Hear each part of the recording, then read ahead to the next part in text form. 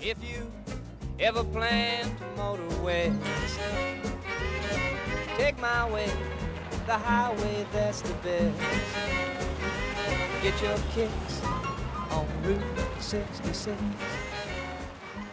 Alors California est un scénario qui remonte à 1987, qui est écrit par Stephen Levy et Tim Metcalf. Et en fait, ce sont deux scénaristes qui ont cherché à faire un commentaire sur l'obsession des Américains sur ce qu'on appelle les true crime dramas. En fait, c'est-à-dire les drames tirés de faits réels sur les serial killers, sur les tueurs en série donc, sur comment dire, cette espèce d'obsession qui était dans les années 80 à la télévision, en fait, de faire vraiment des docudramas, ce qu'on appelle nous comme ça les docudramas en France, sur les crimes les crimes les plus célèbres en fait aux États-Unis, quoi. Et eux-mêmes avaient une espèce d'obsession autour de ça, et ont voulu en tirer une espèce de road movie, quoi, c'est-à-dire un film qui se passe vraiment, c'était plus ou moins la même histoire que celle qu'on connaît dans le film qu'on a vu, hein, de Dominique Sena, en 1993, mais vraiment en fait avec l'idée que c'était plus axé sur de l'humour noir. Donc ils ont cherché à vendre le scénario plusieurs fois, ils ont fini par avoir une option de la part de Propaganda Film en 1990, et c'est notamment Dominique Sena, justement, qui est un grand réalisateur de clips à l'époque, quoi, qui a cherché à vraiment se lancer dans le long métrage avec ça. Tiens-toi bien. Oh, regarde ça, mais c'est une blague, on dirait des bouseux de l'Oklahoma. Oh, regarde-les, on dirait qu'ils sont bizarres. Ces gens-là ont pas de fric, ça se voit bien. Tu souris, tu la fermes et tu me laisses causer. Oh, tu t'arrêtes pas, laisse tomber. Non, tu rigoles. J'ai jamais le droit de causer C'est pas le avec les moment, gens. tiens-toi droite. Souris. Alors, Propaganda Film, c'est une boîte qui a été créée par notamment en fait, Dominique Sena, le réalisateur de California, et David Fincher. Parmi les grands noms, il y en a d'autres, hein. Et c'est une boîte en fait, qui s'est spécialisée dans le vidéoclip à la fin des années 80. À tel point qu'ils sont devenus vraiment les spécialistes du vidéoclip. Et en fait, leurs images, leur style très reconnaissable, en noir et blanc, très stylisé, en fait, se retrouvaient partout sur MTV. On sait que par exemple David Fincher a réalisé le clip de Vogue pour Madonna, Dominique Sena lui s'est fait connaître pour le clip de Janet Jackson, Rhythm Nation, et c'est vraiment un style visuel qui a non seulement infusé le clip à la fin des années 80, mais aussi un petit peu le cinéma par la suite, puisqu'ils sont tous passés à la réalisation. Alors il y a pas mal de grands noms hein, qui sont passés par Propaganda, des gens qui se sont retrouvés au cinéma après, qui ont fait des longs métrages, hein. Il y a Michael Bay notamment qui a fait The Rock, Armageddon, il y a Michel Gondry qui a fait Eternal Sunshine of the Spotless Mind, il y a Spike Jonze en fait qui a fait Dans la peau de John Malkovich. Donc voilà, c'est vraiment été une usine pour créer des réalisateurs qui sont issus de ce sérail du vidéoclip, mais la Propaganda en soi a commencé à péricliter vraiment au tout début des années 90, c'est-à-dire leur style était tellement omniprésent qu'au bout d'un moment, il a fallu vraiment passer à autre chose parce que le clip, c'est à la mode, en fait, et il faut aller très très vite, voilà. Et ils ont eu du mal à se renouveler, on va dire, visuellement, mais par contre, cette patte visuelle très reconnaissable s'est vraiment retrouvée dans le cinéma après, et notamment avec par exemple, California, justement, de Dominique Sena, ou Seven de David Fincher. Lorsqu'il met une option, en fait, sur le scénario à la fin de l'année 90, Dominique Sena demande aux scénaristes de revoir leur copie. C'est-à-dire, il y a eu 2 passes sur le scénario pour essayer de le transformer en thriller plutôt qu'en comédie noire. Parce que lui, il voulait vraiment partir dans cette direction-là, il voulait vraiment faire un film sérieux. Au début, ça s'est plutôt moins bien passé. Mais en fait, Metcalf et Levy en fait, ont décidé de lâcher un peu le projet parce que justement, ça partait dans une direction qui ne leur convenait plus vraiment, quoi. Et ce qui s'est passé, c'est que Dominique Sena, comme il n'avait pas vraiment d'argent pour faire le film, c'était un tout petit budget, en Californie, il faut savoir ça, il a fait des réécritures lui-même. Et il y a eu pendant quasiment 1 an, 8 repasses en fait sur le scénario pour vraiment le transformer dans ce qu'on voit maintenant, ce qu'on connaît aujourd'hui, c'est-à-dire vraiment un film de serial killer dans la norme de ce qui se faisait à cette époque-là, quoi.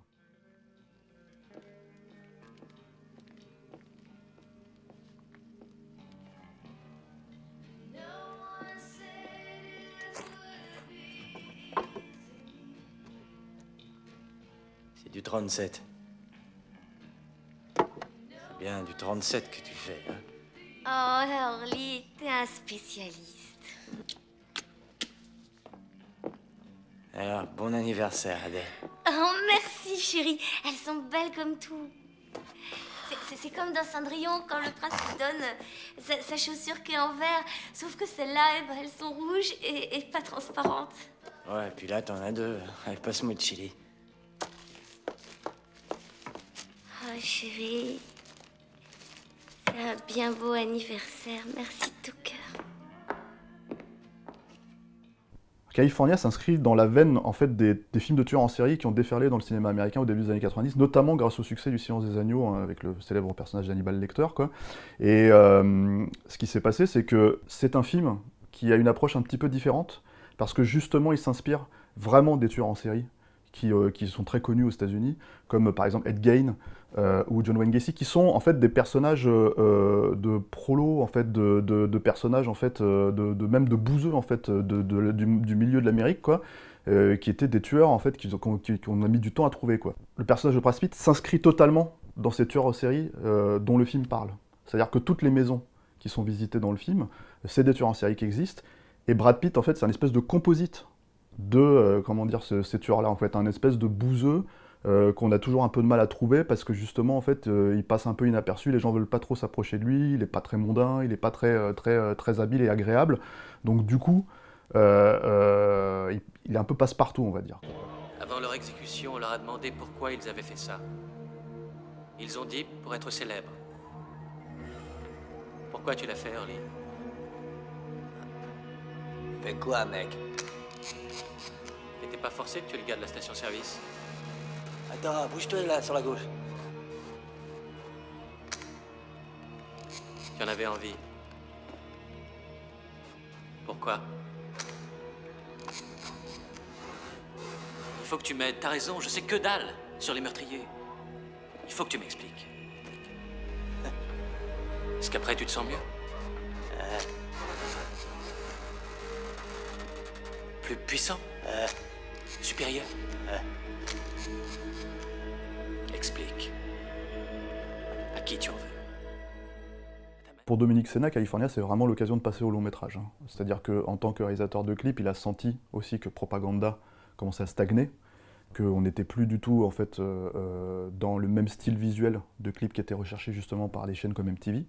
Et du coup, pour lui, il y avait vraiment l'idée, puisque c'est à la base, c'est pour ça que Propaganda a été créé, de vraiment passer au long métrage et de faire un film qui est dans son style à lui, c'est-à-dire vraiment très stylisé. Le style visuel de Dominique Sena, c'est un style en fait qui est totalement inscrit dans le style Propaganda, c'est-à-dire vraiment plus léché, noir et blanc, ou même sans trop de couleurs, donc c'est un peu ce qu'il y a dans California par exemple, parce que justement, c'est l'idée de traiter, même si c'est de manière clinquante, même si c'est de manière très stylisée, avec un cadre très léché, très préparé, quelque chose de sombre, de noir en fait. Il y a vraiment l'idée de faire ressortir ça, parce qu'il faut savoir qu'à l'époque, même le cinéma policier, les thrillers n'étaient pas du tout filmés de cette manière-là. En fait, c'était plus une logique de film d'action. Et du coup, en fait, dans son film à lui, dans son style, il y a beaucoup, par exemple, de contre-plongées. Il y a énormément de plans comme ça pour vraiment mettre en valeur le personnage du tueur en série. Je peux avoir la Bible qui est sur le comptoir? Qu'est-ce que tu veux faire d'une Bible, Walter, hein? Hein? Tu crois que je te mens, alors, ça? Non, c'est... Non!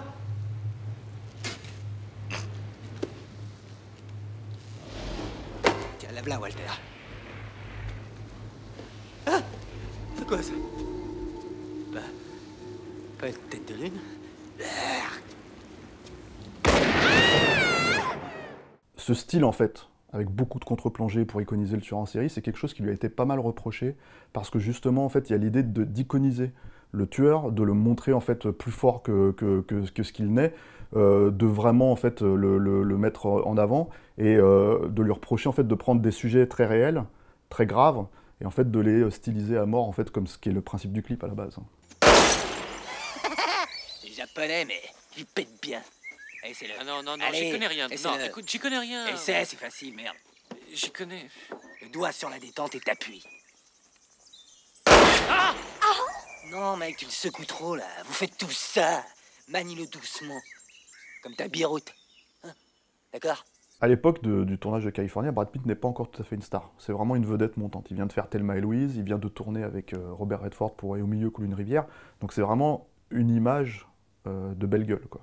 Et en fait, on le sait maintenant avec la carrière de Brad Pitt, en fait, il a toujours cherché à casser cette image-là. Et California, c'est vraiment le premier exemple flagrant de cette volonté de totalement casser son image, de jouer, en gros, un personnage de bouseux, un peu dégueulasse, un peu qui a tendance à se racler le fond de la gorge ou de se tirer les crottes de nez, quoi. Donc vraiment un personnage malpropre, avant même que ce soit un tueur en série, hein, c'est-à-dire vraiment pas agréable, pas du tout mondain. Et en gros, il s'en est fait une petite spécialité après, parce qu'il va jouer un peu des personnages comme ça bah, c'est pas des tueurs en série, mais dans l'Armée des 12 singes, dans ce genre de truc, où vraiment l'idée c'est de casser l'idée qu'il a une belle gueule, et qu'on puisse voir que derrière il y a un acteur en fait. Voilà. C'est vrai que California, c'est le premier exemple de cette volonté de vraiment de sortir des sentiers battus, en fait, de la case dans laquelle en fait, probablement tout Hollywood veut le mettre dedans, c'est-à-dire vraiment l'emploi de la belle gueule. Et c'est un projet rêvé pour lui en fait, quelque part, puisque en gros il a le premier rôle en fait. Même si c'est un film à 4, c'est clairement celui qu'on retient le plus. Ce qui est intéressant avec Brad Pitt, c'est que c'est peut-être aussi la première fois qu'on voit qu'il a une vraie physicalité, c'est-à-dire qu'en fait il a une vraie façon de jouer son personnage en fait, en jouant sur des mouvements de corps, en fait, en s'affaissant sur lui-même. Voilà, c'est quelque chose qu'il aura beaucoup fait en fait, Brad Pitt, dans sa carrière, qui va vraiment beaucoup travailler ce qu'on appelle son body language, quoi, en fait, c'est-à-dire vraiment le langage du corps, qui est un truc en fait de physicalité très très important chez les acteurs américains. Et lui, il va vraiment s'en faire une spécialité là-dedans, en jouant sur, bah oui, un personnage qui marche un peu de travers, pas habile. Même quand il tire en fait ses coups de feu, même si lui il sait le faire en fait, quand il est là en train de tirer avec son flingue, bah, en gros il part un peu dans tous les sens, il a un côté un petit peu agité. Et c'est quelque chose qui va être lui un peu reproché à Brad Pitt, hein, de temps en temps, hein, c'est-à-dire même s'il va être par exemple nommé aux Oscars pour l'Armée des singes, il y a une frange de la critique qui lui reproche d'en faire un petit peu des caisses, quoi. Mais c'est ce qui, un, va le faire reconnaître, et deux, aussi lui permettre de s'imposer vraiment, en fait, physiquement, dans le cadre en fait, du film, quoi.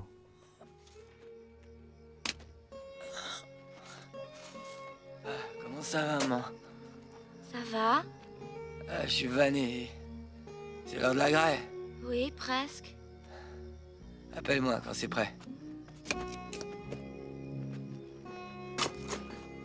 Early, Ouais. tu peux me dire plus de trucs sur la Californie? Ah ouais, j'en connais des tas. Attends. Tiens, j'en ai une. On pense plus vite là-bas, c'est connu, c'est à cause qu'il fait meilleur. Quand il fait froid, tu penses plus lentement, c'est scientifique. On sent chez Brad Pitt la volonté d'aller chercher des réalisateurs montants, en fait, c'est-à-dire vraiment des gens qui n'ont pas encore, dont il reconnaît le talent, comme c'est le cas de Dominique Sena par exemple, et David Fincher plus tard avec Seven, pour justement en fait monter sa carrière avec des gens nouveaux, en fait, avec des nouveaux talents. Et en l'occurrence, il a plutôt raison de fonctionner comme ça, puisque justement en fait, il va devenir une vraie star avec un autre film de tueur en série, qui est Seven, qui arrivera 2 ans plus tard, en 1995, et qui en fait là le met du côté en fait de la police, où il va justement lui poursuivre le tueur en série. Ton classeur là, c'est quoi? Ça, c'est mon book, mon travail de photographe pour le montrer aux clients.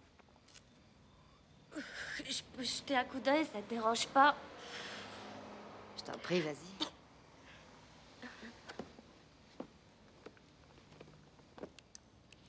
Oh bah dis donc, toi. C'est toi qui l'as faite, cette photo? Je les ai toutes faites. Et là, c'est moi, tu vois. Non, tu déconnes. Tiens-toi tranquille. Oh, pardon, je bouge tout le temps. Bah tu sais, Carrie, si jamais Early me voyait moi sur ce genre de photo, il me battrait pendant 8 jours.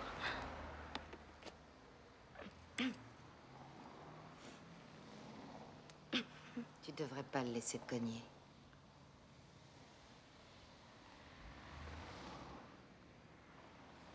Une des choses qui est intéressante aussi avec California, c'est que finalement c'est un film qui a eu plus ou moins le nez creux, parce qu'on se retrouve avec 3 vedettes aujourd'hui, hein. Donc t'as Brad Pitt qui n'en était pas encore une, Juliette Lewis qui a fait pas mal de films à cette époque-là, et qui notamment se retrouve elle aussi dans des films de tueurs en série, puisqu'elle a incarné un tueur en série l'année suivante en fait dans Tueur en Né. Et il y a David Duchovny, qui lui va devenir carrément l'agent du FBI le plus célèbre de la télévision américaine, puisqu'en fait c'est Mulder dans X-Files aux frontières du réel, quoi. Il y a un personnage qui est un petit peu laissé pour compte, une actrice qui est un petit peu laissée pour compte, qui est vraiment excellente dans le film, qui s'appelle Michelle Forbes, et qui en fait représente une espèce de pendant autre au personnage de Juliette Lewis. Elles ont une relation qui est très très intéressante, parce que elle fonctionne, elle est filmée d'ailleurs de cette manière-là, elle aussi, comme une icône.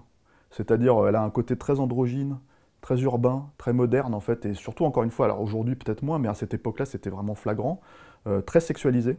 C'est-à-dire qu'elle est vraiment montrée aussi sous cet angle-là, justement pour mettre un complexe sur le personnage en fait, de Juliette Lewis, qui est pour le coup, elle, dans son rôle habituel de jeune naïve, un peu ingénue, un peu idiote, en fait, qui ne veut pas voir en tout cas le fait que son mec, en fait, qui est Brad Pitt dans le film, quoi, est un tueur en série, quoi.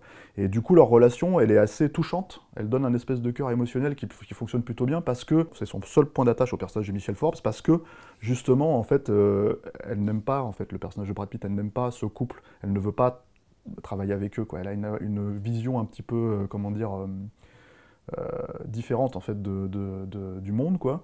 Et elle reconnaît tout de suite, en fait, avant même le personnage de Duchovny, que il y a quelque chose qui tourne pas rond dans ce couple-là, quoi. Donc elle s'attache, elle a un côté presque maternel, en fait, elle s'attache avec le personnage de Juliette Lewis, et ça c'est plutôt intéressant, ça fonctionne bien, quoi.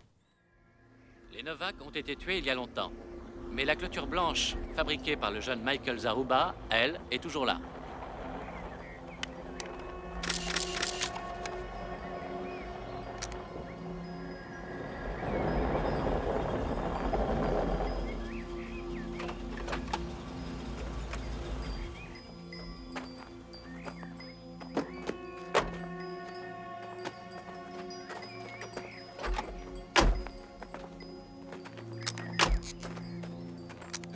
Là, c'est chez les Novak. Eh, tous les deux.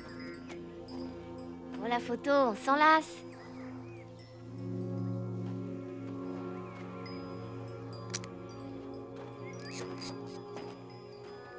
Les Novak ont accueilli le jeune vagabond comme leur fils. Les voisins ont déclaré que c'était un jeune homme très doux et qu'ils l'avaient vu souvent pousser les enfants sur la balançoire. Et tout allait bien jusqu'au jour où les Novak n'ont plus eu de travail pour Michael et lui ont dit qu'il devait partir. Comment un homme en arrive-t-il au désir de vouloir tuer de sang-froid un autre homme? Ce qui est intéressant dans la structure en fait, de California, c'est l'idée de faire un road movie. Et dans ce road movie, chaque lieu de visite est en fait une visite d'une maison d'un tueur en série. Alors, je ne pense pas que ce soit les vraies maisons des tueurs en série, mais ce qui est très intéressant, c'est que le film insiste un petit peu là-dessus, puisque c'est l'obsession du personnage de David Duchovny. Et au fur et à mesure du voyage, en fait, au moment où les personnages commencent vraiment à arriver au paroxysme en fait, de leur conflit, ça se termine dans une maison en fait, qui est une maison dans une ville fantôme, c'est-à-dire les villes qui servaient d'essai, de test en fait, à la bombe atomique. Et je pense qu'en creux, la volonté, c'est de vraiment faire un commentaire sur l'aspect meurtrier en fait, des États-Unis et la façon dont ils ont pu justement partir en guerre et utiliser des armes de destruction massive comme la bombe atomique. Et de dire finalement que, bon, certes, il y a des tueurs en série, mais ces tueurs en série existent aussi dans un pays qui est profondément meurtrier à la base, en fait. Donc voilà, et je pense que ça, c'est, je ne sais pas si c'est volontaire, en tout cas de la part de Dominique Sena, c'est probablement volontaire de la part des scénaristes, et c'est un point assez intéressant, puisque justement, c'est sur la bascule en fait, du voyage, c'est-à-dire qu'ils partent pour aller en Californie, et ces tests-là, c'est vraiment dans le Nevada, l'État en fait qui est juste à côté, l'État voisin de la Californie.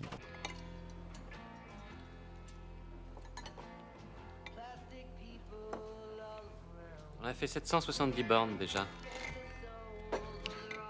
Pas mal pour une seule journée. Ça roule bien. Vous avez de la famille ou des amis en Californie, Hurley? Non, personne. Et vous? Moi non plus. Vous avez des amis ou de la famille en Californie, Carrie? Pardon? Non. Mais ça fait rien. On a vous et vous avez nous. Je veux dire, c'est déjà quelque chose. Ma maman m'a toujours dit que quand on a des gens autour de soi, c'est mieux que de se retrouver tout seul. Parce que quand on est tout seul, c'est dur de développer sa personnalité. Et avec plus de gens autour de soi, ça aide. Parce que les amis, c'est très important et... Ah oui, merci. Merci, Brian. Alors ça fait... On raquera la suivante. On va se pioter. Viens maintenant. Alors, bonsoir. Bonne nuit, Adèle. Bonsoir, Harley.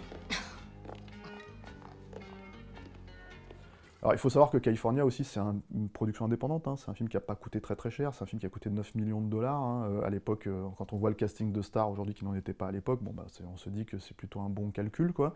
Malgré ça, c'est un film qui n'a pas forcément rapporté beaucoup d'argent, mais qui s'est fait vraiment en fait, dans ce cadre spécifiquement, c'est-à-dire un tournage très rapide pendant 1 mois et demi sur les lieux même du décor, ce qui fait que du coup les acteurs dormaient dans les endroits où ils tournaient, c'est-à-dire que en gros Brad Pitt et Juliette Lewis qui étaient ensemble à l'époque, qui étaient un couple, hein, à la vie comme à l'écran, partageaient en fait des chambres dans des motels, quoi. C'est-à-dire les petits motels miteux qu'on voit dans le film, c'était vraiment les endroits où ils tournaient. Mais ce qui leur permettait justement d'être vraiment à fond dans le tournage du film et de répéter leurs lignes ensemble en fait le soir à la maison, enfin à l'hôtel, au motel, quoi, pour pouvoir en fait vraiment travailler comment dire, leur personnage, quoi.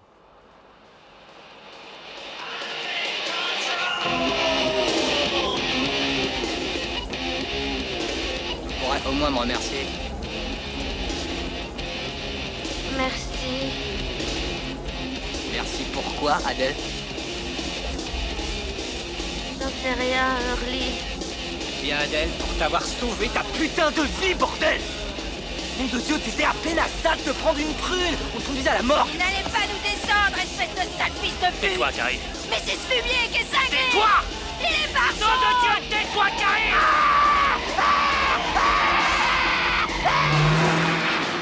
Putain, mais elle est cinglée, ta copine! Alors malgré les récompenses hein, dans quelques festivals, malgré le fait que le film est plutôt bien reçu par une certaine presse, en tout cas qui trouve une espèce de logique artistique vraiment arty, on va dire plutôt, dans comment dire, dans California, c'est un film qui est complètement passé inaperçu à sa sortie en salle déjà pour commencer, et puis qui est plus vraiment en fait reconnu aujourd'hui, c'est-à-dire que malgré le casting, c'est un film un petit peu oublié malheureusement, et qui mérite quand même qu'on le revoie, parce que déjà c'est peut-être le seul vrai film personnel de Dominique Sena, qui ira tourner des films pour Jerry Bruckheimer comme 60 secondes chrono, ou Joel Silver en fait comme Opération Espadon, c'est-à-dire des gros films d'action vraiment impersonnels pour le coup, quoi.